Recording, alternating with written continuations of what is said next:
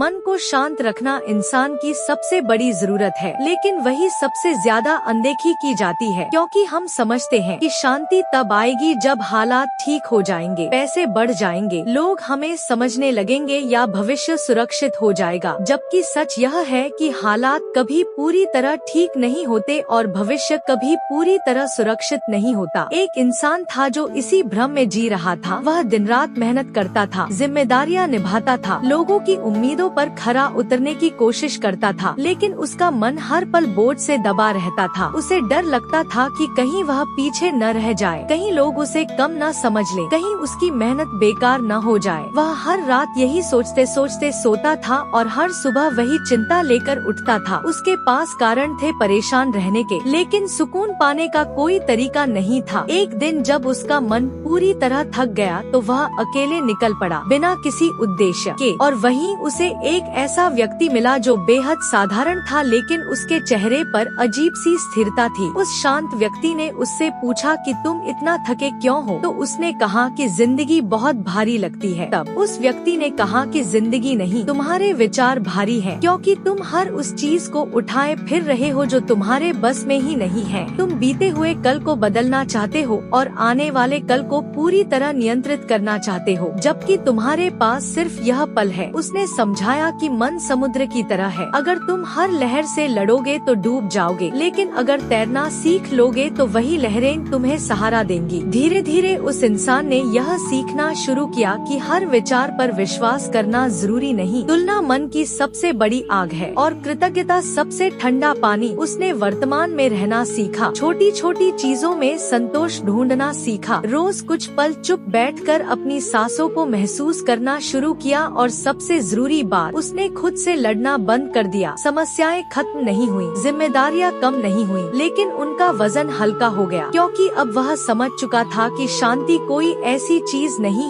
है जो बाहर से लाई जाए। शांति एक दृष्टि है, एक अभ्यास है, एक समझ है कि जीवन की अनिश्चितता के बीच भी स्थिर रहा जा सकता है। और जब यह समझ आ जाती है तो दुनिया वही है, लोग वही रहते हैं, हालात वही रहते हैं, लेकिन इंसान के अंदर एक ऐसी शांति जन्म ले लेती है जिसे कोई छीन नहीं सकता है।